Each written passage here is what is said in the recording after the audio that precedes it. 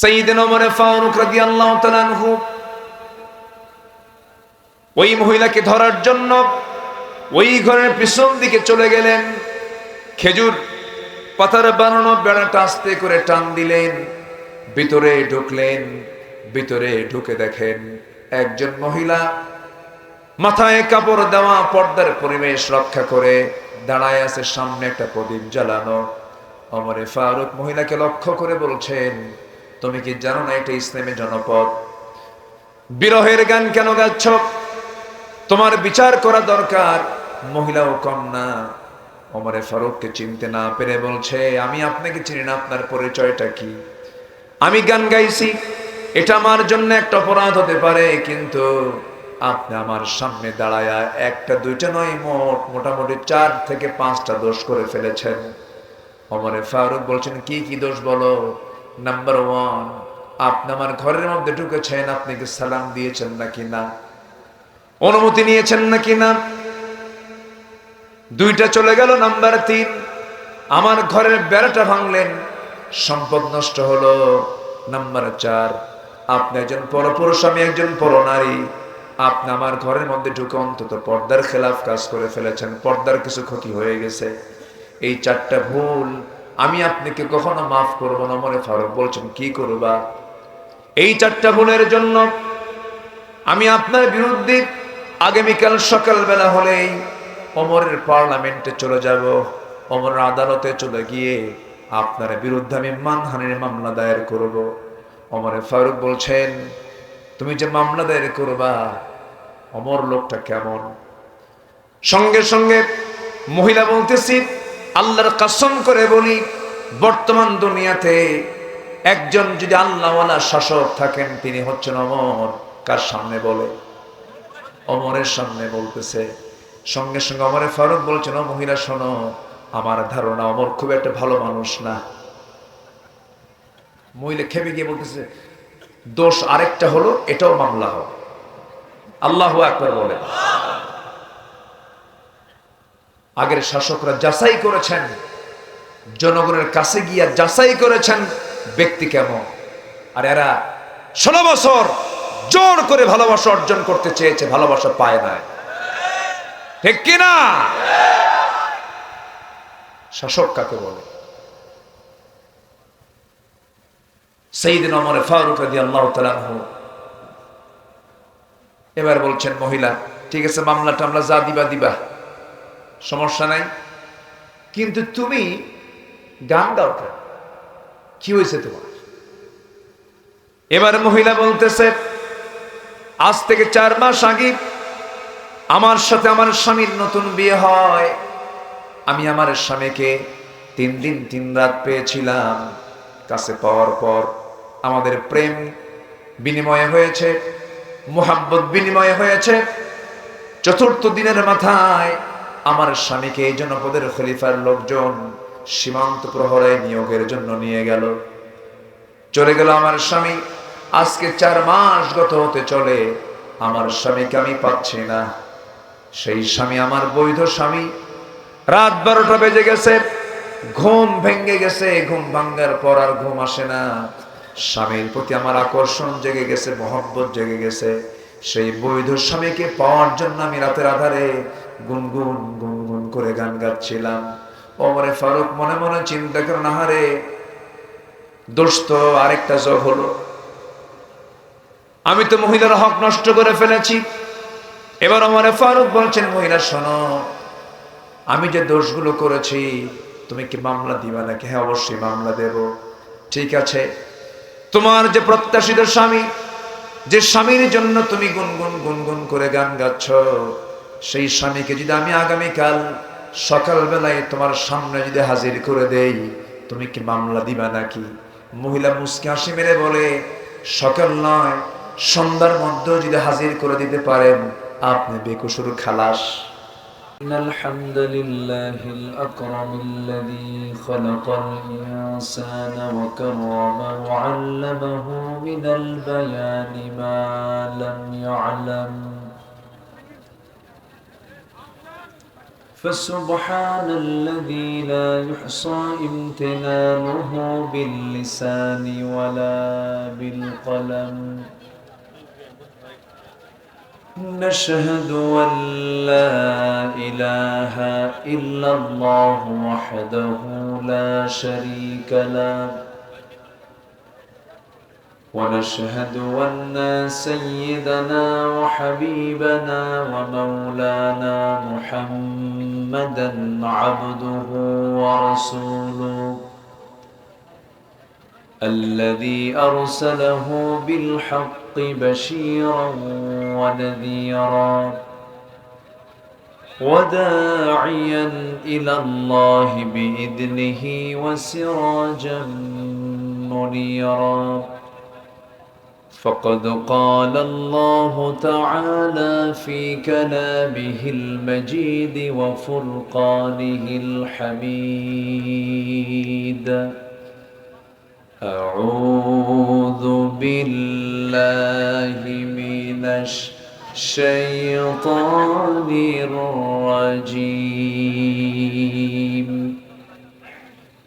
بسم الله الرحمن الرحيم.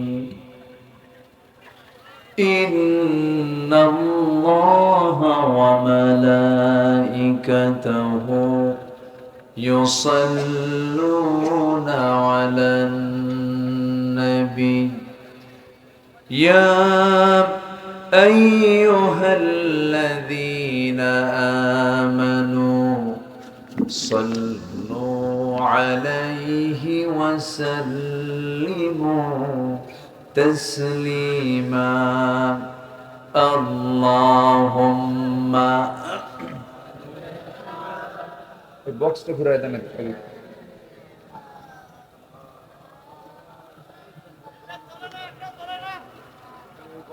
وعلى آل سيدنا مولانا محمد।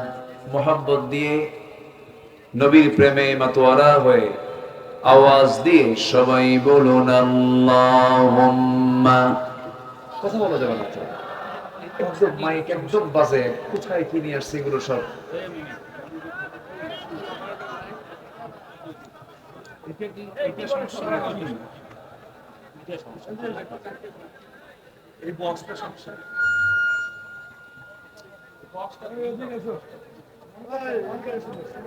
সবাই বলুন বালাগাল উলা বিকামালিহি কাশাফাত তুজা বিজামালিহি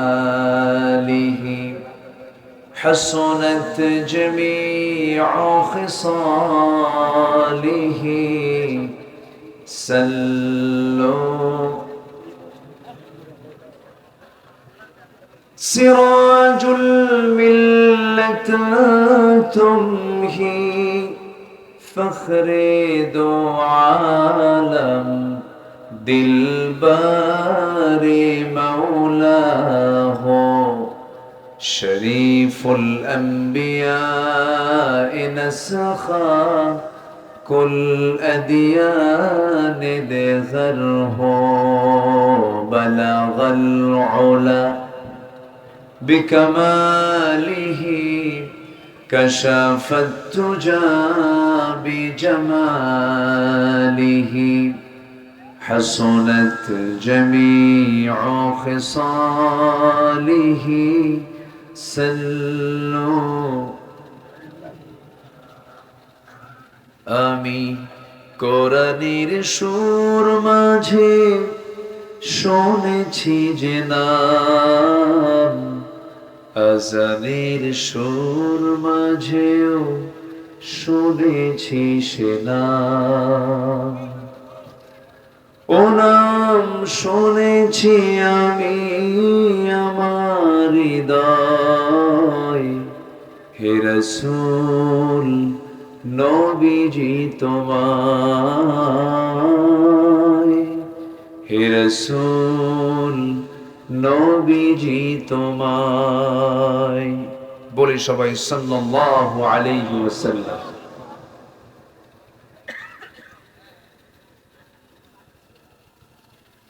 সীমান্তবর্তী জেলা বৃহত্তর রংপুরের লালমনিরহাট জেলার পাটগ্রাম উপজেলার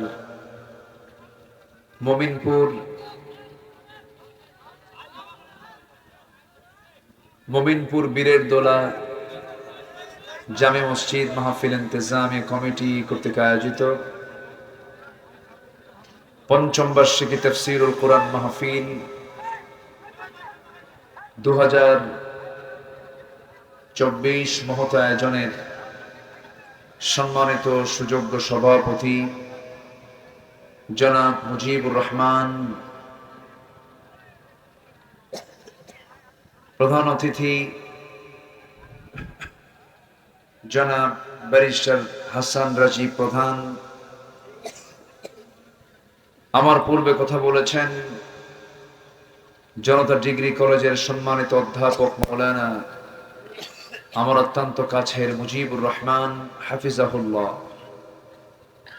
উপস্থিত হাজরাত উলামায়ে কেরাম, ফদলায়ে ইজাম, সুশীল সমাজ, জাতির শ্রেষ্ঠ সন্তান শিক্ষক মণ্ডলী,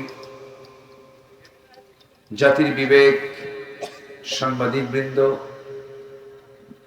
সামনে উপস্থিত দূরে কাছের বিভিন্ন স্থান থেকে ছুটে আসা কালেমার ঝান্ডাবাহী, তাওহীদের পতাকাবাহী, দ্বীন ইসলামের নর শারদুল বীর মুজাহিদ, প্রাণ প্রিয় সম্মানিত দ্বীনী ভাইরা, আড়ালে বসে আছেন শ্রদ্ধেয়া সম্মানিতা মা বোনেরা, আলোচনার সূচনায় আনুষ্ঠানিকতার মধ্য দিয়ে আমার পক্ষ থেকে আবারও দিল খোলা সালাম, আসসালামু আলাইকুম ওয়া রাহমাতুল্লাহি তাআলা ওয়া বারাকাতুহু। সালামের জবাব ভিজা ভিজা মনে হলো। আসসালামু আলাইকুম ওয়া রাহমাতুল্লাহ। আমি কেমনে কথা বলি বলেন? কি করব বলেন? এত বড় একটা আয়োজন, এটা কাজ করছেন আপনারা, এটা কেউ শুনতে পাচ্ছেন আপনার কথা? শোনা যায়? কি করবো?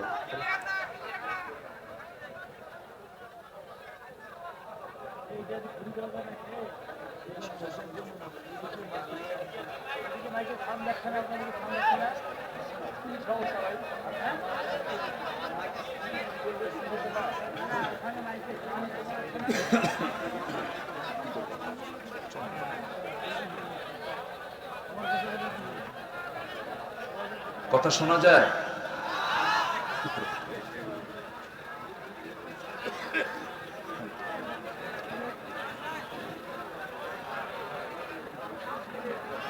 একটু বসুন। এই মাইকওয়ালা, কোন মাইক বাইরে দেওয়া দরকার নেই, দুটো হর্ন এখানে লাগা, এই কোনায় আর এই কোনায় লাগা। কি করছেন আপনারা এগুলো? শোনা যায় না, মানুষ শুনতে পাচ্ছে না। কোথায় চলছে আপনি মাইক? আপনি দুই কোনায় দুটো মাইক লাগান, এই কয়েকটা মানুষের আওয়াজ আপনি শুনতে পারেন না? আপনি দুটো কোনায় দুটো হর্ন দিয়ে দেন, তো কোথায় আওয়াজ কোথায়? আমি তো শুনতে, আপনি শুনতে পাচ্ছেন? কি শুনতে পাচ্ছেন আপনি? শোনা যায়? শোনা যায় কিছু? এতগুলো লোক কি ভুল শোনে? ও বলতেছে শোনে।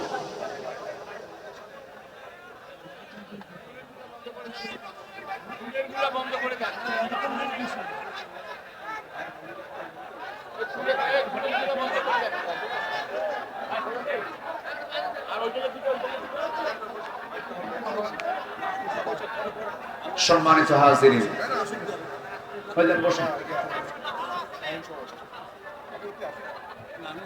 সম্মানিত হাজিরিন, একটু মেহরবানি করে একটু ধৈর্য ধরুন। একটু ধৈর্য ধরুন, তারা চেষ্টা করুক, দেখি কি করা যায়। এই বক্স টক্স না দিয়ে যদি মাইকও দিতে তাও হতো মনে হয়। হ্যাঁ, দুটো কোনায় দুটো মাইক দিয়ে দিলে তো হয়ে যাচ্ছে। এটার তো আওয়াজই নেই, ওই আওয়াজ আমি তো শুনতে পাচ্ছি।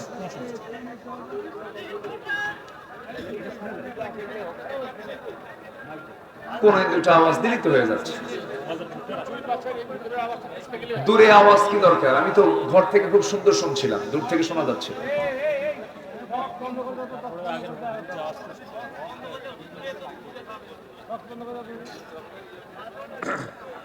এখন কি শোনা যায়? শোনা যাচ্ছে এখন? এখন শোনা যাচ্ছে তো? বলি আলহামদুলিল্লাহ, জোরে বলি আলহামদুলিল্লাহ। সম্মানিত হাজিরিন,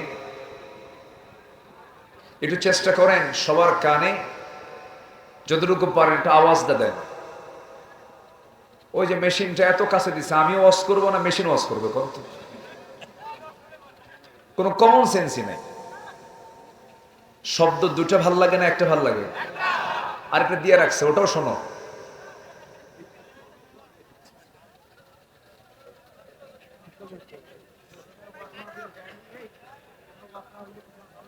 আজকের এই প্রোগ্রামের সম্মানিত দ্বীনি ভাইরা,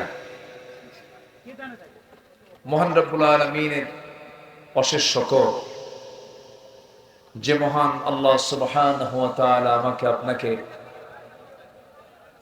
এমন সুন্দর একটা আয়োজনে আসার বসার তৌফিক দিয়েছেন। শুকর আদায় করছি, মুহাব্বাতান জোড়ালো কণ্ঠে বলে উঠছি আলহামদুলিল্লাহ।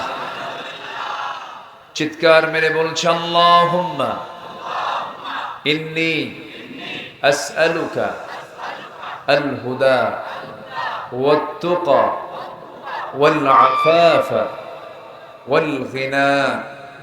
সবাই বলি আল্লাহুম্মা লাকা আসলামতু ওয়া বিকা আমানতু ওয়া আলাইকা তাওয়াক্কালতু ওয়া ইলাইকা আনাবতু ওয়া বিকা খাসামতু। সবাই বলি আল্লাহুম্মা আইন্নি আলা যিকরিকা ওয়া শুকরিকা ওয়া হুসনি ইবাদাতিকা। আমরা আল্লাহ তাআলার শুকর আদায় করে নিলাম। সম্মানিত হাজিরিন, আসুন, আমি মাইকওয়ালাকে গালি দিইনি, আমি মাইককে গালি দিয়েছি। আমি আপনাকে কি বলবেন বলেন? আচ্ছা, আপনার জটিল রোগ, খুব যদি অসুখ হয়, পাটগ্রামে চিকিৎসা ভালো হবে রংপুরে ভালো হবে? বলেন তো, বলেন বলেন বলেন।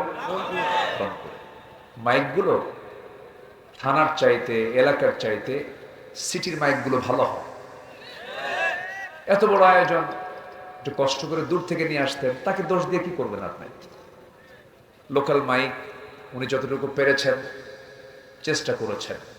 তো যাই হোক, একটু মাইকের কন্ডিশন একটু ভালো হচ্ছে মনে হয়, একটু আওয়াজ এগুলো না দিয়ে একটু মাইকগুলো সেট আপ দিয়ে ঠিকঠাক করে ফেলেন। আশা করি আল্লাহ পাক মাহফিলে বরকত দেবেন। জোরে বলি ইনশাআল্লাহ, জোরে বলি ইনশাআল্লাহ। আমার দিকে তাকান, খুব বেশি সময় আমি নেব না, খুব অল্প সময়ে কথা বলবো, খুব বিরক্ত করব না। তো যতক্ষণ আছি আমাকে সময় দিতে রাজি আছেন তো? জোরে বলি ইনশাআল্লাহ। ভাই সব আমরা কি হয়েছে আবার? ও, একটু থামেন না, ওরা রেকর্ড করছে, আপনি শুনছেন হাজার হাজার নয় লাখ মানুষ, কিন্তু এই ক্যামেরাগুলো রেকর্ড করে আগামীকালকে পৌঁছায় দেবে কোটি মানুষের কাছে। তো সবই তো ঠিক, কোথাও ঠিক তো কিছুই নেই। আওয়াজ দেন কেন? একটু চুপচাপ থাকেন, একটু ধৈর্য ধরি, একটু শুনি, আমরা ধৈর্যের পরিচয় দেই। সম্মানিত ভাইরা,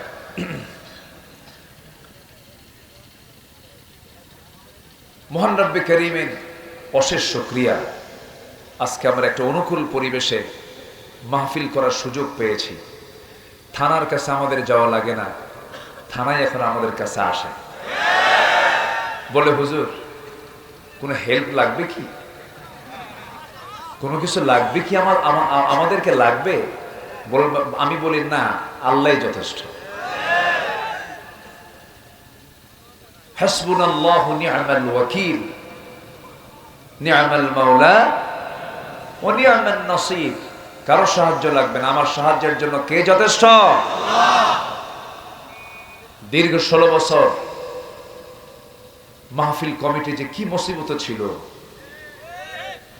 থানায় যেতে যেতে জুতার তলা ক্ষয় হয়ে গেছে, তবু অনুমতি মেলে নাই। কোরআন শোনার জন্য পৃথিবীর কোনো মানুষের অনুমতি লাগার কথা ছিল না। কোরআন কার কথা? আসতে বলবেন না, কার কথা? সে আল্লাহর জমিনে বসে, আল্লাহর আকাশের নিচে কোরআনের আলোচনা হবে, পৃথিবীর মানুষের কাছ থেকে অনুমতি নেওয়াই তো জায়েজ নাই। মাহফিল করতে দেওয়া হয়নি, মঞ্চ থেকে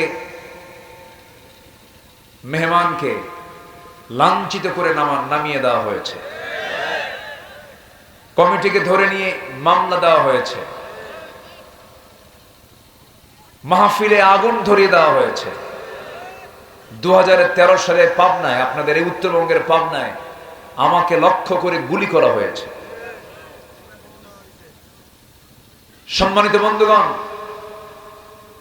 কি করা হয়নি? শুধু একটা সেক্টরের কথা বললাম আমি, শুধু মাহফিল অঙ্গন, আরো অঙ্গন তো আছেই। দেশে কিছু নাই। 18 লক্ষ কোটি টাকা আমার দেশের সংসার নামক এই দেশের ঋণ। এর 11 লক্ষ কোটি টাকা দেশ থেকে ওরাই পাচার করে নিয়ে চলে গেছে। সম্মানিত ভাইয়েরা, এই হচ্ছে সিচুয়েশন। আমরা ঠিক সেই মুহূর্তে বসে আল্লাহর কালাম শুনছি, তবে আমাদের মনে একটা সান্ত্বনা, আমরা স্বস্তির নিঃশ্বাস ফেলতে পেরেছি। বলি আলহামদুলিল্লাহ, জোরে বলি আলহামদুলিল্লাহ। সম্মানিত ভাইয়েরা, সম্মানিত বন্ধুগণ, আমরা কোরআন শুনতে এসেছি, আমরা ভাগ্যবান। কোরআন সেই শুনতে পারে যে আল্লাহর রহমত প্রাপ্ত বান্দা। কোরআনের বিরুদ্ধে সেই করতে পারে যে আল্লাহর লানত প্রাপ্ত বান্দা। আমরা আল্লাহর রহমত পেতে চাই না লানত পেতে চাই? বলেন, কি পেতে চাই আমরা? রহমত। তাহলে রহমতের আওতায় থাকতে হবে, লানতের কোনো কাজ করা যাবে না। মহান রব্বুল আলামিন এই কালামের ভিতরে 10টা শ্রেণীকে লানত দিয়েছেন। 10টা অপকর্ম যারা করবে তাদের উপর আল্লাহর লানত। কার কথা? আমরা কি সেই কাজগুলো করব? এটা জেনে নেই, শিখে নেই সে অপকর্মগুলো কি কি। আমরা 10টা অপকর্মের কোরআনের আলোকে এই একটা চিত্র, একটা বিবরণ আমরা আলোচনার মধ্য দিয়ে আজকে শুনবো। ওমা তৌফিকি ইল্লা বিল্লাহ আলাইহি তাওয়াক্কালতু ওয়া ইলাইহি মুনীব। সেই মহান রবের প্রতি পূর্ণ ভরসা রেখে আসুন, সোজা আমরা আলোচনার দিকে চলে যাচ্ছি। সম্মানিত ভাইয়েরা, আজ থেকে কোরআন নাজিল হয়েছে 1500 বছর আগে। আজও সেই কোরআন অবিকৃত, সুরক্ষিত, সংরক্ষিত আছে না নাই? আসতে বলবেন না, আছে না নাই? সব চেঞ্জ হলেও কোরআন চেঞ্জ হবে না, কারণ কোরআন তিনি নাজিল করেছেন যিনি সূর্য বানিয়েছেন। কোরআন তিনি নাজিল করেছেন যিনি আকাশ বানিয়েছেন। দুর্বল কোন ব্যক্তির দ্বারা কোরআন লেখা হয়নি, দুর্বল কোন মাধ্যম দিয়ে কোরআন আসে নাই। কোরআন হচ্ছে আল্লাহ পাকের সরাসরি কথা। আল্লাহু আকবার বলেন।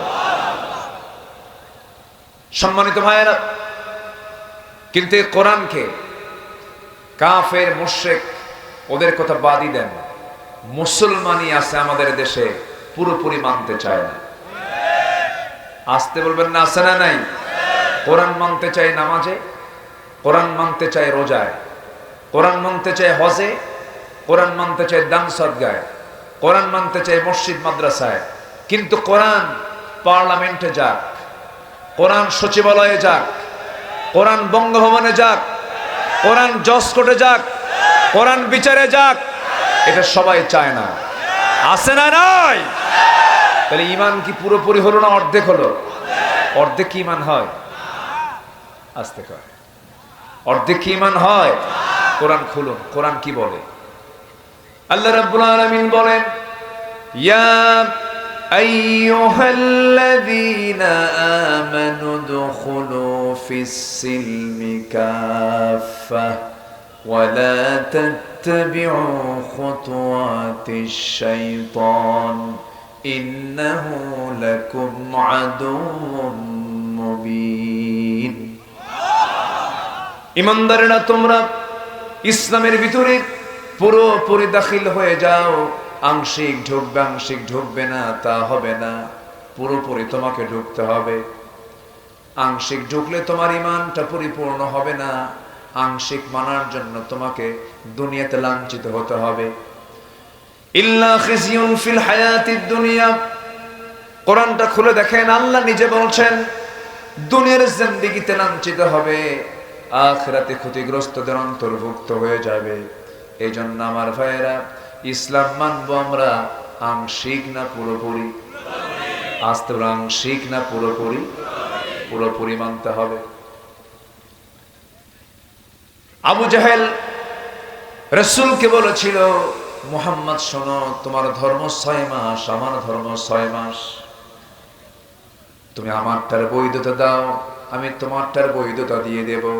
রাসূল বললেন, না না চাচা, আয়াত নাজিল হয়ে গেছে, সবাই বলুন, ওয়ালা আনতুম আবিদুনা মা আ'বুদ ওয়ালা আনা আবিদুম মা আবাদতুম ওয়ালা আনতুম আবিদুনা মা আ'বুদ লাকুম দীনুকুম ওয়ালিয়া দীন। জোরে বলুন আল্লাহু আকবার। ও আবু জাহেল, আমি যারা গোলামি করি তুমি তারা গোলামি করো না। তোমার দিন তোমার কাছে, আমার দিন আমার কাছে। আমার বন্ধুগণ, কিছু ইসলাম কিছু দুনিয়া, কিছু ইসলাম কিছু দুনিয়ার আমতন্ত্র মন্ত্র, দুইটা ব্যালেন্স করবেন। ওই ইবাদত আল্লাহর দরবারে মঞ্জুর হবে না। আস্তে কোন কেন, জোরে বলুন ঠিক কিনা? কোরআনে যা আছে, এখানে মর্জি মতো খাটো করা আর মর্জি মতো বৃদ্ধি করা এমন কোন সুযোগ কোরআন দেয় নাই। সামিআনা ওয়া আতা'না, শুনবো সঙ্গে সঙ্গে মানবো। আমার মন মতো করে আমি ইসলাম মানবো না, আল্লাহ যা বলেছেন তেমন করে ইসলাম মানতে হবে। ইসলাম আপনার বাবার না। আমার বন্ধুগণ, আমরা কোন ব্যক্তির আদর্শ লালন করি না, আমরা নবীর আদর্শ লালন করি। আমরা কোন ব্যক্তিকে নেতা মনে করি না, আমরা মূল নেতা মনে করি মুহাম্মদ সাল্লাল্লাহু আলাইহি ওয়াসাল্লাম। কনসেপ্ট ক্লিয়ার করতে হবে। জান্নাত পেতে হলে কনসেপ্ট ক্লিয়ার করে জান্নাত পেতে হবে। ভেজাল আমার আপনার মন মতো ইসলাম মানবর জান্নাত পাবো, মামুর বাড়ি এত সস্তা না। জান্নাত মামুর বাড়ি না, ঠিক কিনা? সম্মানিত ভাইয়েরা, আসুন ধীরে ধীরে মূল আলোচনার দিকে চলে যাই। আমরা আল্লাহর রহমত পেতে চাই না লানত পেতে চাই? বলেন, লানত না রহমত? রহমত পেতে চাই। আসুন মূল আলোচনার দিকে আস্তে আস্তে চলে যাচ্ছি। লানত প্রাপ্ত বান্দা, লানত প্রাপ্ত অপরাধ মোট কয়টা বলেন তো? বলেন কয়টা? আমি কি একটাও বলেছি? একটাও বলেছি? আমি একটা একটা করে এখন শুরু করছি। কেউ যাবেন না তো নাকি? রাজি আছেন তো সবাই ইনশাআল্লাহ? এটা আওয়াজ যদিও দুর্বল হয়, এটা মাথায় নেবেন। যা সেটা নসিবও ছিল, বেচারি ওনাদেরকেও কিছু বলার দরকার নাই। কমিটির ভাইরা কিচ্ছু বলবেন না, যা ছিল নসিবে তাই তো হবে। যা হয়েছে হয়েছে, বলি আলহামদুলিল্লাহ। আমি যখন এসে বসি, এই মেহমান বুড়া মানুষ দেখেন না, বয়স্ক মানুষ কথা বলবেন, তার নাম ঘোষণা হয়ে গেছে। সম্মান দেওয়াটা আমাদের উচিত তো, সবই তো ঠিক। আচ্ছা, এই জন্য আমি জোর করে আমি তাকে আবার মাইক দিয়ে বললাম না, উনি কিছু কথা বলবেন। আপনি মানুষকে সম্মান দিবেন, আল্লাহ আপনাকে সম্মান দিয়ে জান্নাত দিবেন। কারো সম্মান আঘাত হচ্ছে, যে মানুষের সম্মান নিয়ে খেলবে আল্লাহ তাকে বেইজ্জত করবে। আল্লামা সাঈদীকে নিয়ে খেলেছে এরা, আল্লাহ এদেরকে উলঙ্গ করে দুনিয়া থেকে বিদায় করে দিয়েছে। বেইজ্জত করা যাবে না কাউকে, নাই কই ওরা? হ্যাঁ, আল্লামা সাঈদী বলেছিলেন 12 কোটি মানুষ গাছের গোড়ায় নাড়া দেবে, মামু বাড়ি দিল্লি গিয়ে পড়বা। 25 বছর আগের বক্তৃতা আজ তা পরিপূর্ণতায় রূপ নিল। আপনারা কি মনে করেন জানি না, আল্লামা সাঈদী একজন আল্লাহওয়ালা মানুষ ছিলেন। এদেশের মানুষের জন্য একটা নিয়ামত। 180 কোটি মুসলমানের দুনিয়া, এখনো জরিপে প্রমাণ হয়েছে হোল ওয়ার্ল্ডে একমাত্র একজন জনপ্রিয় ব্যক্তি ছিলেন, তার নাম হচ্ছে আল্লামা সাঈদী রাহিমাহুল্লাহ। আমি তাফসীর মাহফিলের এই প্ল্যাটফর্ম থেকে স্পষ্ট ভাষায় জানিয়ে দিতে চাই, আল্লামা সাঈদীকে জেলখানা থেকে চিকিৎসার নাম করে যে চক্র তাকে নিয়ে হসপিটালে ভর্তি করিয়ে পয়জনিং করে যারা হত্যা করেছে, সবগুলোকে ধরে সুস্পষ্ট বিচার নিশ্চিত করা দরকার। রাজি আছেন কারা কারা? হাত উঁচু করে দেখান মুসলমান।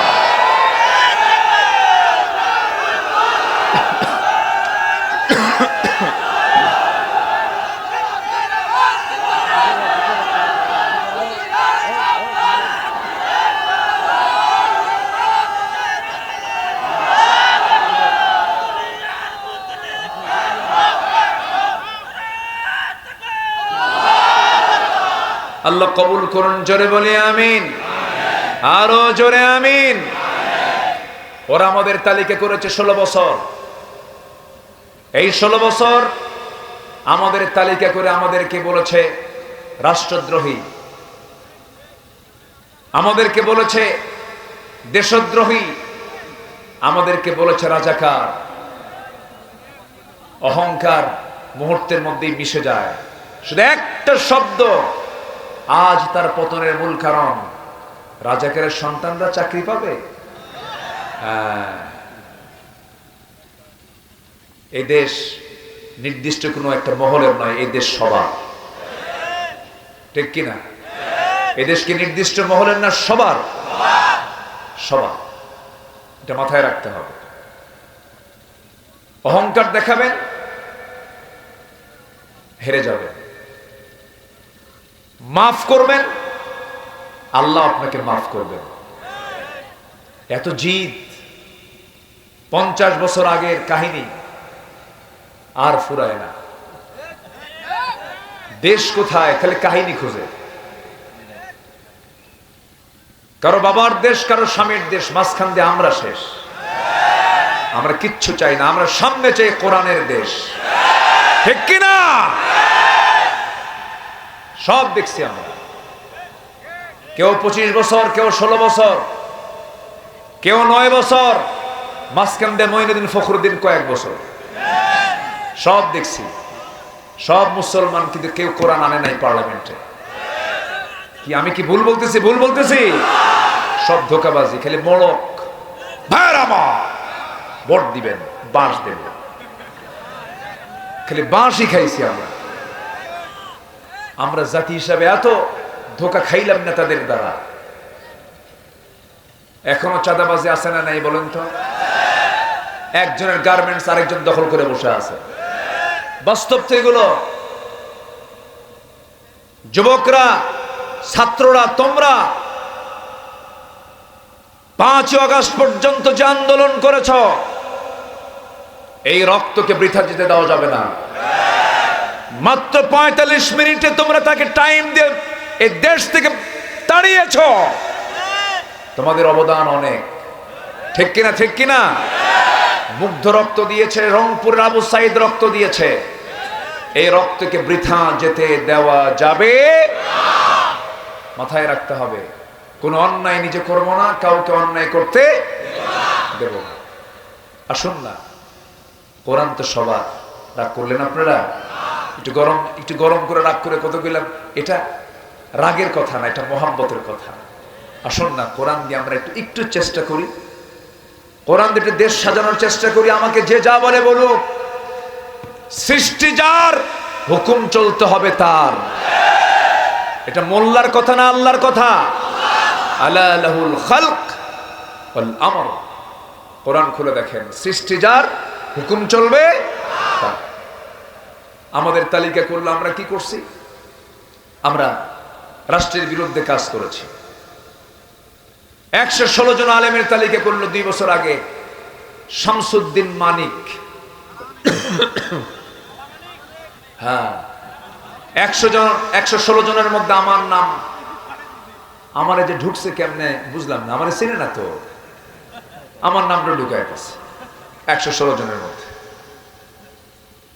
তালিকা করলো। এই তো কয়েকদিন আগে সিলেট দিয়ে সে আসাম ঢুকবে, ত্রিপুরা ঢুকবে, সীমান্ত এরিয়ায় যেতে আর পারলো না, সিলেটবাসীদেরকে ধরে ফেলছে। মার্শাল্লাহ, অনেক আপ্যায়ন করেছে, বিসি শুদ্ধ আউট করে দিচ্ছে। সম্মানিত বন্ধুগণ,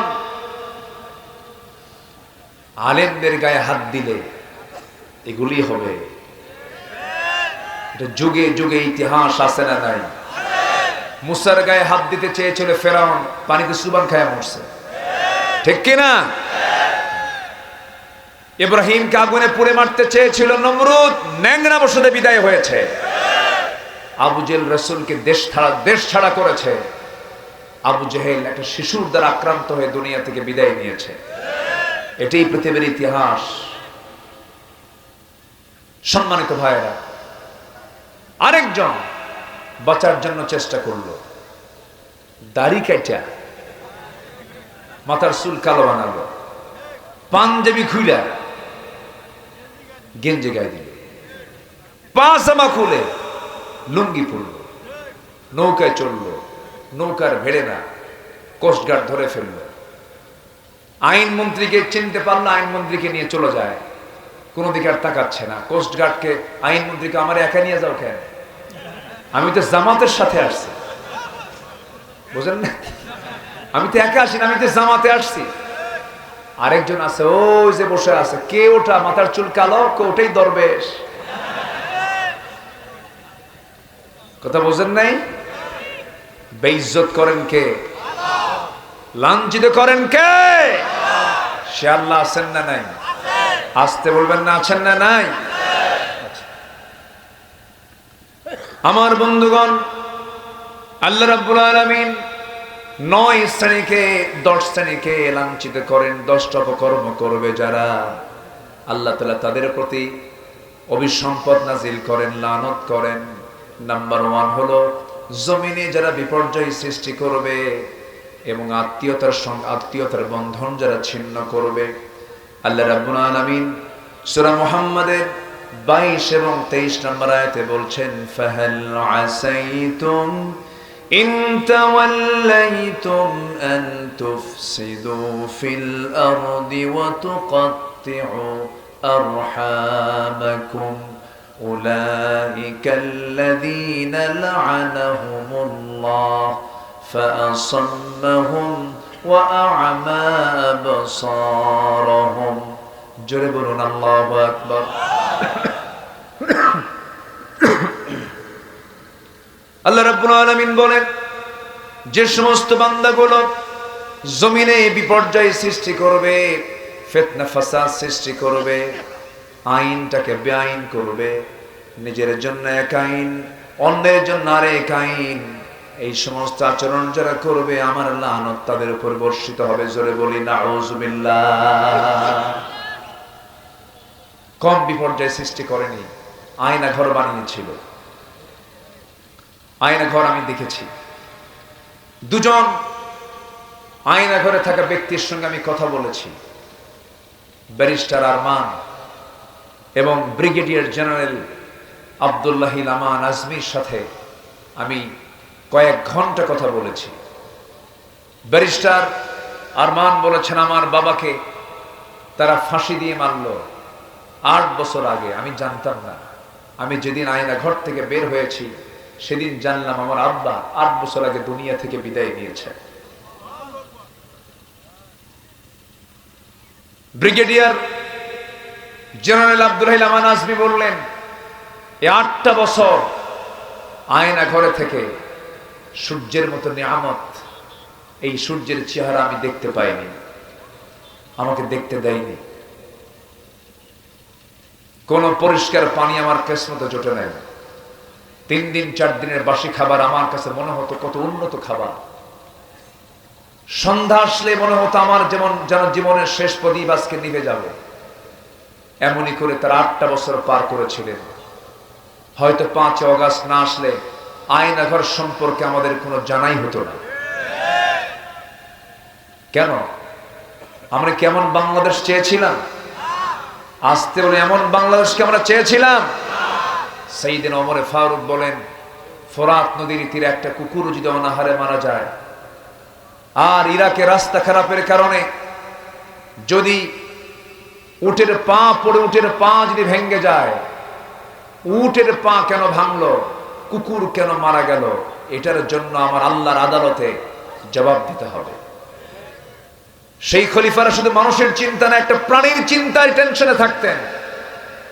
আর আমার দেশে লাশ পড়ে থাকে, বিচারও হতো না। আসতে কবেন না, জোরে কোন ঠিক কিনা? অভিজিৎ হিন্দু, তাকে শিবির সন্দেহ করে মারল। অভিজিৎ লুঙ্গি খুলে দেখালো আমি হিন্দু, এরপরও তাকে রেহাই দেয় না। আবরার ফাহাদ বুয়েটের মেধাবী ছাত্র, গোটা রাত পিটায় পিটায় মেরেছে। জানেন না আপনারা? জানেন না এগুলো কথা? জানেন না? জাহাঙ্গীরনগর ইউনিভার্সিটি পবিত্র শিক্ষাঙ্গন, সাংবাদিক ডেকে আরেক মানিক 100 নারীর জীবন নষ্ট করে ধর্ষণের সেঞ্চুরি করে মিষ্টি খাওয়ালো, সাংবাদিক সম্মেলন করলো। ওরা 16 বছরের তালিকা করেছে আমাদের, আমরা এখন তালিকা করব ওদের। ঠিক কিনা বলেন? এই মানিক যে ধর্ষণের সেঞ্চুরি করেছে, এদেরকে ধরে ঝুলায় মেরে এদের রক্ত মাংস হাড় হাড্ডি কুত্তা বিলাই দিয়ে খাওয়ানো দরকার। রাজি আছেন কারা কারা? হাত উঁচু করে দেখান।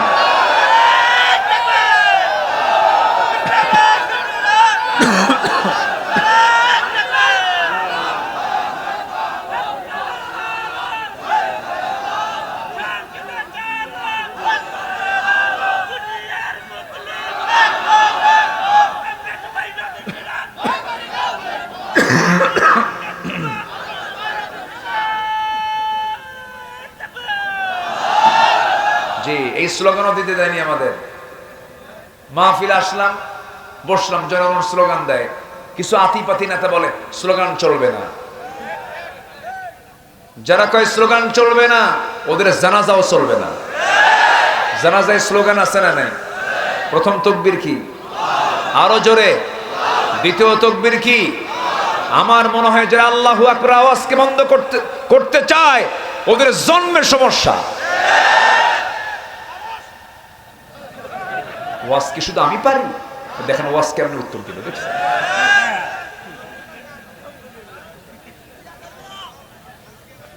এত সুন্দর মানুষ, কোথায় পাটের গ্রাম? পাট তো দেখলামই না। খুব সুন্দর আপনারা, এত সুন্দর মানুষ হয়। সবাই পিনপতন নীরব হয়ে কথাগুলো শুনছেন। বলি আলহামদুলিল্লাহ। সবই সুন্দর। আমি আপনাদের সবকিছুতে আমি আনন্দিত, বলি আলহামদুলিল্লাহ। সম্মানিত ভাইয়েরা, লানত হবে কয় শ্রেণীর উপরে? চলতেছে কয় নাম্বার? যারা ফাসাদ সৃষ্টি করবে। গ্রামের ফাসাদ সৃষ্টিকারী কিছু লোক আছে না? খালি পেঁয়াজ লাগায়, আছে না? পেঁয়াজ লাগানোই ওর কাম। বুদ্ধি খুব দারুণ বুদ্ধি, ভাত পায় না। আছে না এরকম? আছে না? আছে না? বুদ্ধি কিন্তু শুধু গিজ গিজ করে, কিন্তু ভাত পায়। খালি ফাসাদ সৃষ্টি করে। আল্লাহ এদের প্রতি লানত দেন, কোনো রহমত থাকে না। বুদ্ধি খুব, কিন্তু ভাত পায় না। আর খুব গ্রামের সাধারণ কিছু মানুষ আছে, বোকা শোকা মানুষ, সম্পদ দিয়ে ভরা। সম্পদ খাবে কে? আছে না এরকম? আছে না? এগুলো দেওয়ার মালিক কে? বুদ্ধি দিয়া রহমত আসে না? আল্লাহর রহমত লাগে। আল্লাহর রহমত লাগে বুদ্ধি দিয়া নয়, রহমত পেতে হলে আল্লাহওয়ালা বান্দা হতে হবে। আমরা কার রহমত চাই? আল্লাহর রহমত চাই। ফাসাদ সৃষ্টি করা যাবে না। সাইয়েদনা ওমর কি করেছেন তিনি। আমরা দোয়া করি, আল্লাহ তুমি বাংলার জমিনে একটা ওমর পাঠায় দাও। জোরে বলি আমিন। তুমি একটা ওমর পাঠাও। তুমি তো বলনি ওমর আসবে না, তুমি তো বলনি আবু বকর আসবে না, তুমি বলেছো রাসূল আসবে না, কিন্তু ওমর তো আসতে পারে, ঠিক কিনা বলেন? আল্লাহ তুমি একটা ওমরের প্রতিচ্ছবি বাংলার জমিনে তাড়াতাড়ি পাঠায় দাও। আমরা নেতৃত্বের শূন্যতায় ভুগছি। সামনের বাংলাদেশ কোন দিকে যাচ্ছে আমরা জানি না। মুস্তাফা সারোয়ার ফারুকির মতো বউ নাচায়া যে কামাই করে, এই সমস্ত লোক যদি উপদেষ্টা হয়, ওই শহীদদের প্রতি প্রতারণা হয়ে যাচ্ছে। এগুলো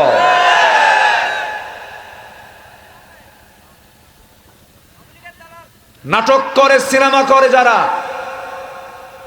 তাদের মধ্যে কোন ইসলামের গন্ধ আছে? আস্তে গন্ধ আছে? নাই। নাটক পাড়া যান, ওদের নাটক অভিনয় ভালো হয়, কিন্তু পরিবারে শান্তি নাই, পর্দা নাই, তো ইসলামের কোন অনুসরণ নাই, ইসলামের কোন অনুসরণ নাই তাদের ভিতরে। সম্মানিত ভাইয়েরা, নেতৃত্ব দেওয়ার জন্য তারা উপযুক্ত নয়। অনেক উপযুক্ত লোক বাংলার জমিনে আছে না নাই? অনেক উপযুক্ত লোক ছিল। সম্মানিত ভাইয়েরা, কেন যেন মনে হচ্ছে আমার কাছে, এই জন্য আমরা সতর্ক থাকব, সজাগ থাকব। অন্যের বিরুদ্ধে প্রতিবাদ করার দরকার আমাদের আছে না নাই? সাইয়েদনা ওমর ফারুক রাদিয়াল্লাহু তাআলা আনহু কি মানুষ ছিলেন! আল্লাহু আকবার।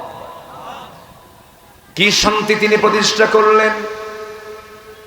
রাষ্ট্রের চেয়ারে যেদিন বসলেন, সেই দিন থেকে নিয়ে শুরু করে মৃত্যুর দিন পর্যন্ত ওমর ফারুক কোন রাত নিজের পিঠটাকে বিছানার সঙ্গে লাগাতে দেন নাই। ঘুমাতে পারেন নাই। ঘুমাতে গেলেই মনে হয়ে যেত, না জানি আমার জনগণ কেমন আছে, প্রতিবেশীগুলো কেমন আছে।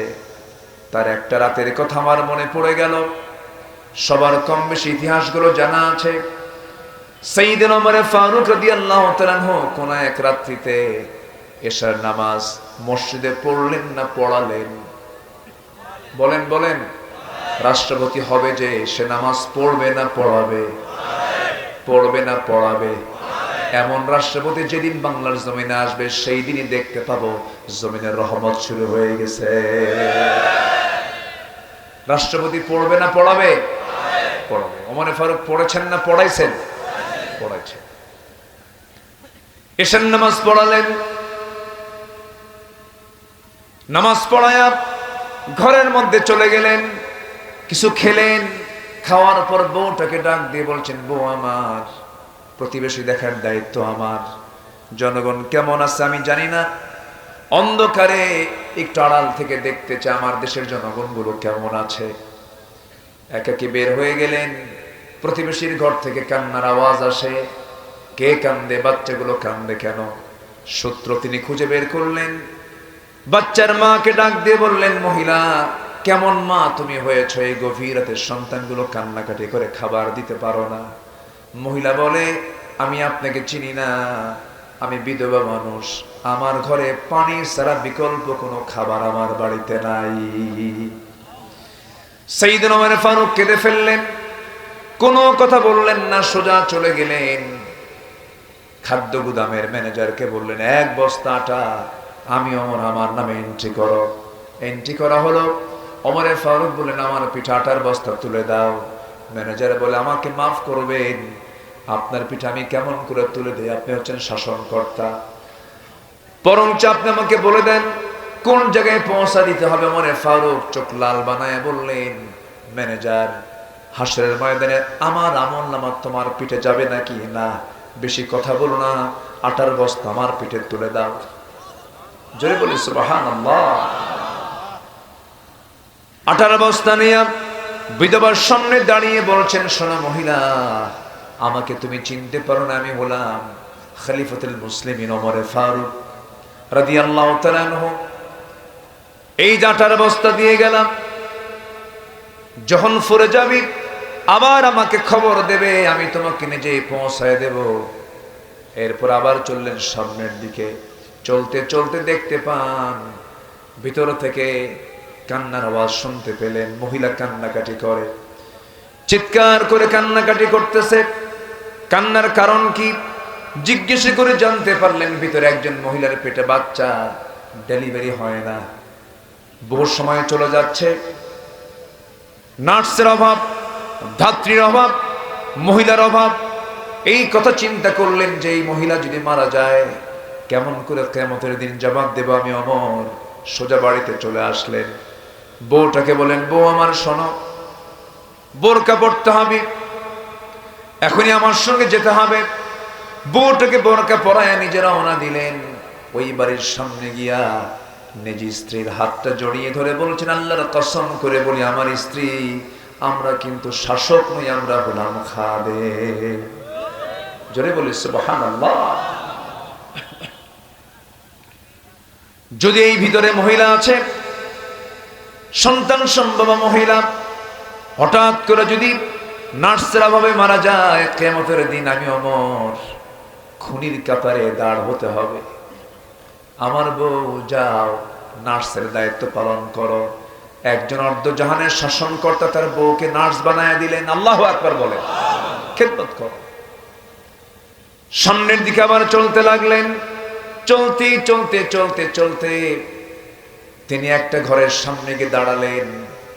দাঁড়িয়ে শুনতে পেলেন, মা মেয়ের গল্প শুনলেন। মা মেয়ের গল্প শুনতেছেন। মা তার মেয়েকে বলছে, মা আমাদের কাছে যে টাকা পয়সা আছে, সেই টাকা পয়সা দিয়ে বাজার করে দিনপথ ভালো চলবে না, বাজার হবে না। আবার যে পরিমাণ উটনির দুধ পেয়েছি, এই পরিমাণ উটনির দুধ বিক্রি করেও হবে না।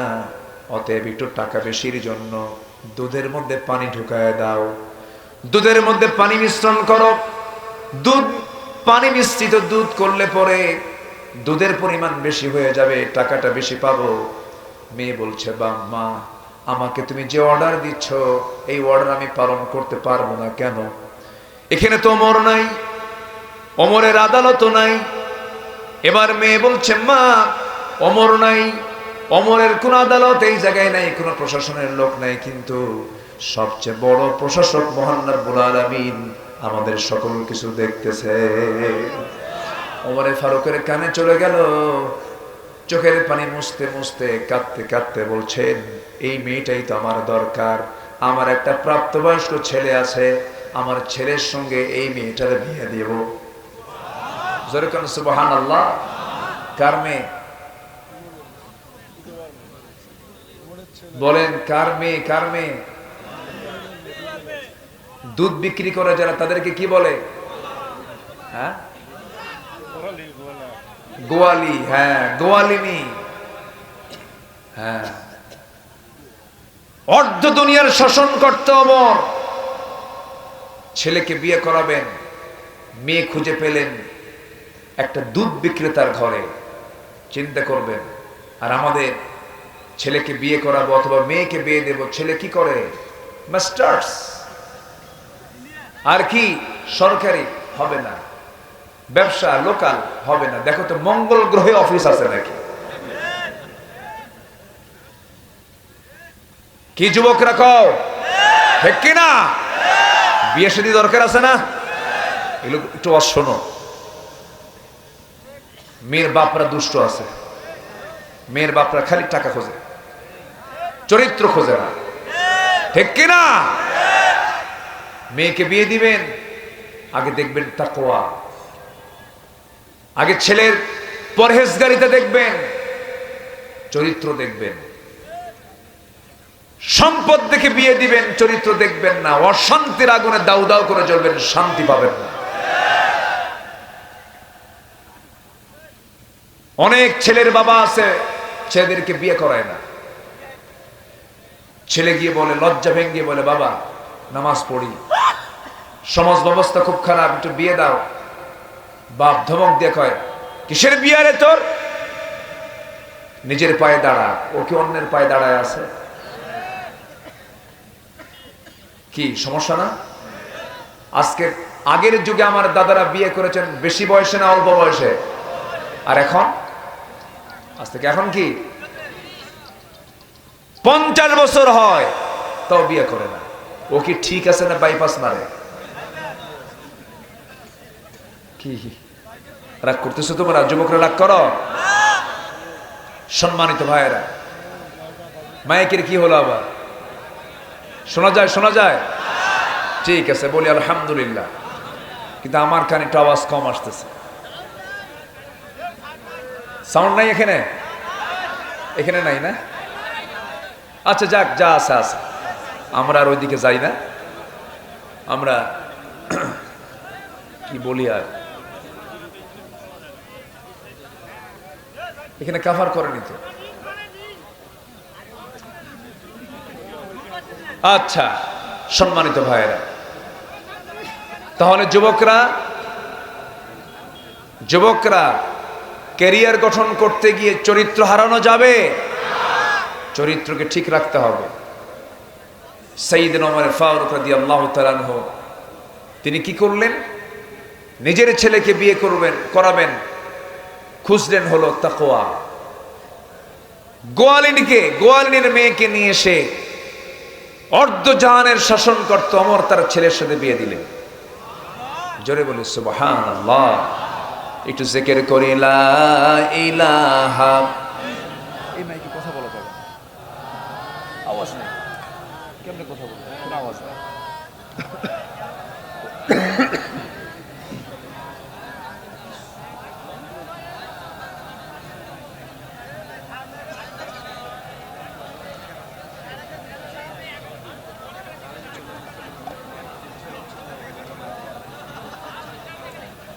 ও জিকির করি লা ইলাহা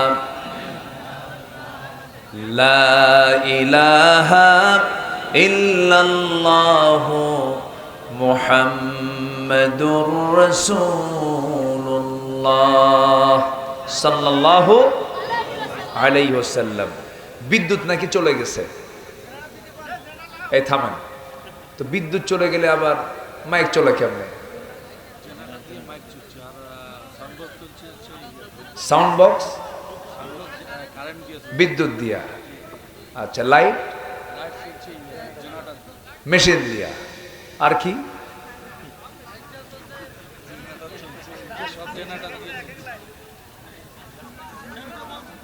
আচ্ছা যাক, আবার বিদ্যুৎ আসছে, বলি আলহামদুলিল্লাহ। বেশি জোরে বলার দরকার না, আবার যেতেও পারে। এগুলি করবেন আপনারা, আগামী থেকে এগুলো সতর্ক থাকবেন। আয়োজন করলে সবার আগে মাথায় রাখবেন, হার্ট অফ মাহফিল মাইক, এটা মাথায় রাখবেন। একটা খেলোয়াড়ের, ক্রিকেটারের মূল অস্ত্র হচ্ছে ব্যাট। ফুটবলারের মূল অস্ত্র কি? ফুটবল, কিন্তু হাওয়া নাই, কাম হবে না তো।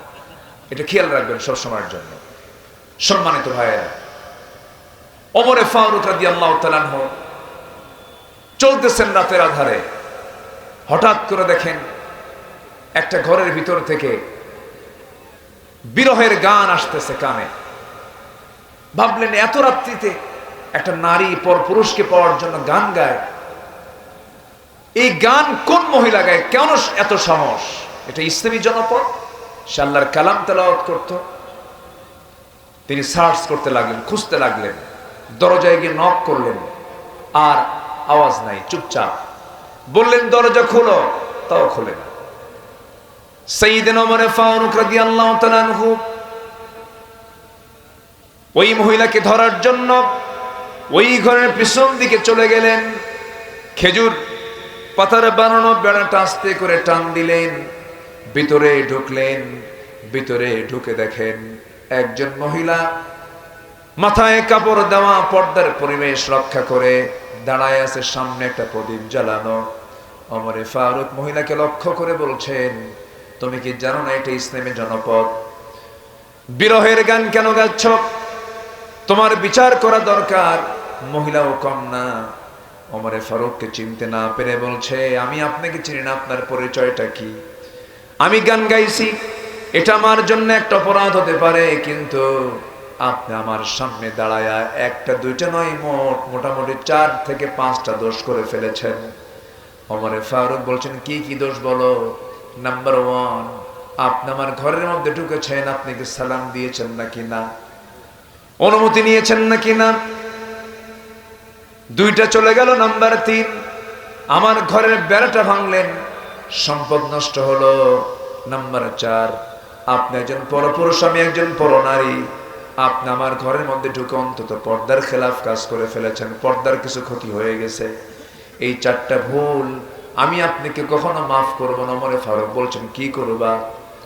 এই 4টা ভুলের জন্য আমি আপনার বিরুদ্ধে আগামীকাল সকালবেলা হলেই ওমরের পার্লামেন্টে চলে যাব, ওমরের আদালতে চলে গিয়ে আপনার বিরুদ্ধে আমি মানহানির মামলা দায়ের করব। ওমরে ফারুক বলছেন, তুমি যে মামলা দায়ের করবা, ওমর লোকটা কেমন?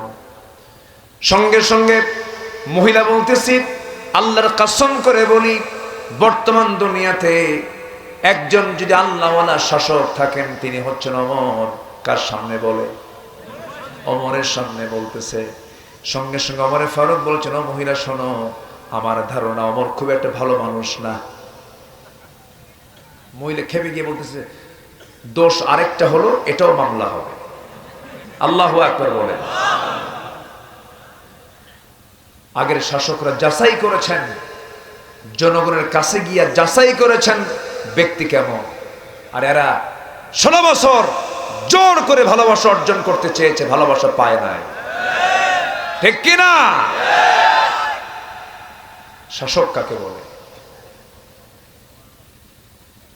সাইয়েদনা ওমর ফারুক রাদিয়াল্লাহু তাআলা আনহু এবার বলছেন, মহিলা ঠিক আছে, মামলাটা আমরা যা দিবা দিবা, সমস্যা নাই, কিন্তু তুমি গান গাও কেন? কি হয়েছে তোমার? এবার মহিলা বলতেছে, আজ থেকে 4 মাস আগে আমার সাথে আমার স্বামীর নতুন বিয়ে হয়। আমি আমার স্বামীকে 3 দিন 3 রাত পেয়েছিলাম। কাছে পাওয়ার পর আমাদের প্রেম বিনিময় হয়েছে, মুহাব্বত বিনিময় হয়েছে। 4র্থ দিনের মাথায় আমার স্বামীকে এই জনপদের খলিফার লোকজন সীমান্ত প্রহরায় নিয়োগের জন্য নিয়ে গেল। চলে গেল আমার স্বামী। আজকে 4 মাস গত হতে চলে, আমার স্বামীকে আমি পাচ্ছি না। সেই স্বামী আমার বৈধ স্বামী। রাত 12টা বেজে গেছে, ঘুম ভেঙে গেছে। ঘুম ভাঙ্গার পর আর ঘুম আসে না। স্বামীর প্রতি আমার আকর্ষণ জেগে গেছে, মহব্বত জেগে গেছে। সেই বৈধ স্বামীকে পাওয়ার জন্য আমি রাতের আধারে গুনগুন গুনগুন করে গান গাচ্ছিলাম। ওমরে ফারুক মনে মনে চিন্তা করেন, আহারে দোষ তো আরেকটা যোগ হলো, আমি তো মহিলার হক নষ্ট করে ফেলেছি। এবার ওমরে ফারুক বলছেন, মহিলা শোনো, আমি যে দোষগুলো করেছি, তুমি কি মামলা দিবা নাকি? হ্যাঁ, অবশ্যই মামলা দেব। ঠিক আছে, তোমার যে প্রত্যাশিত স্বামী, যে স্বামীর জন্য তুমি গুনগুন গুনগুন করে গান গাচ্ছ, সেই স্বামীকে যদি আমি আগামীকাল সকালবেলায় তোমার সামনে যদি হাজির করে দেই, তুমি কি মামলা দিবা নাকি? মহিলা মুচকি হাসি মেরে বলে, সকাল নয়, সন্ধ্যার মধ্যে যদি হাজির করে দিতে পারেন, আপনি বেকসুর খালাস, মামলা ক্লিয়ার। যেরকম সুবহানাল্লাহ। সাইয়েদনা ওমর ফারুক রাদিয়াল্লাহু তাআলা আনহু আসল জায়গায় নক করেছেন, বুঝতে পেরেছেন মহিলার সমস্যা কোথায়। চলে আসলেন। চলে এসে বউটাকে বলেন, বউ আমার, স্বামীকে ছাড়া স্ত্রী কতদিন থাকতে পারে? বলা হলো 3 মাস। কয় মাস বলেন তো? সালাসাতা কুরু। যেমন কোন মেয়েকে তালাক দিলে পরে, তালাক প্রাপ্ত হয়ে সে অন্য কোন স্বামী গ্রহণ করতে পারবে না, অন্তত কয় মাস? কয় মাস? 3 মাস। তার স্ত্রী জানিয়ে দিলেন, এই আয়াত প্রমাণ করছে 3 মাস সামথিং। ওমরে ফারুক সেনাবাহিনী কমান্ডারকে বললেন, আজকের থেকে সকল সৈনিকের সাধারণ ছুটি হবে 3 মাস। এরপর পরিবারের হক আদায় করার জন্য ছুটি ঘোষণা করা হলো। সুবহানাল্লাহ বলবেন না? তারা ছিলেন শাসক, তারা দেশ চালিয়েছেন, রাষ্ট্র চালিয়েছেন। তাদের মাঝে আল্লাহর ভয় ছিল। আমরা চাবো এমন শাসক আমার দেশে আসুক যাদের দিলটা ভরা থাকবে হলো আল্লাহর ভয় দিয়া। আসতে বলবেন না কি দিয়া? আল্লাহর ভয় দিয়া। তাহলে ফাসাদ আর সৃষ্টি হবে না, জমিনে বিপর্যয় সৃষ্টি হবে না। আল্লাহ লানত অভিসম্পাত করেন কয়জনের উপরে? 10 জন, 10 শ্রেণীর উপর। আমি বলেছিলাম আত্মীয়তার বন্ধন যারা ছিন্ন করবে তাদের উপর আল্লাহর লানত নাযিল হবে। আত্মীয়তার বন্ধন যারা ছিন্ন করবে এমন লোক মনে হয় পাটগ্রামে নাই। আসতে বলবেন না আছে না নাই? ভাইয়ের বিরুদ্ধে ভাই মামলা দেয়, এই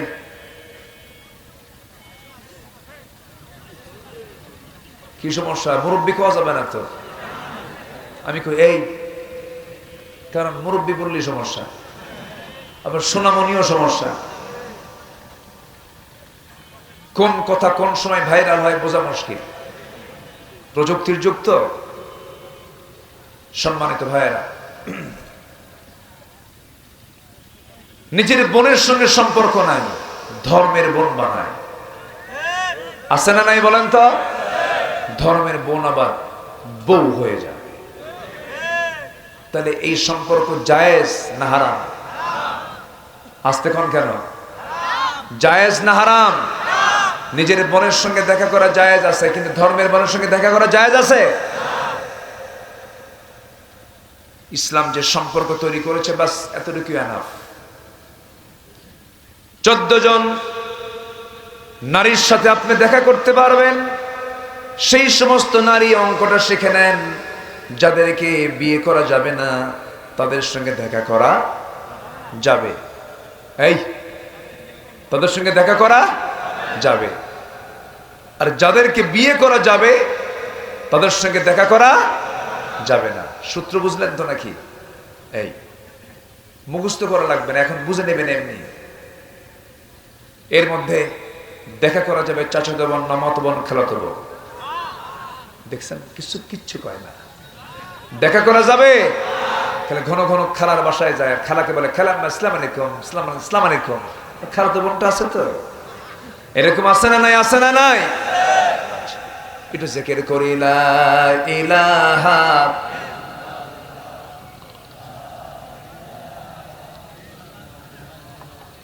আরো জোরে লা ইলাহা সুবহানাল্লাহ আলহামদুলিল্লাহ লা ইলাহা, আরো জোরে লা ইলাহা লা ইলাহা লা ইলাহা ইল্লাল্লাহু মুহাম্মাদুর রাসূলুল্লাহ সাল্লাল্লাহু আলাইহি ওয়াসাল্লাম। আত্মীয়তার বন্ধন যারা ছিন্ন করবে, রাসূল বলেছেন লা ইয়াদখুলুল জান্নাতা কাতিউ রিহিম, আত্মীয়তার সম্পর্ক ছিন্নকারী জান্নাতের গন্ধ পাবে না। 2-1 জন করে লোক একটু উঠতেছেন, ভাবতেছেন মনে হয় আমি দেখতেছি না, এরকম নাকি? কেউ যাবেন না, একটু বসেন। আমরা সব ভাই বোনকে নিয়ে একসঙ্গে দোয়া করব। একটু বসেন, আমি পয়েন্টগুলো একটু শেষ করি, খুব বেশি সময় লাগবে না।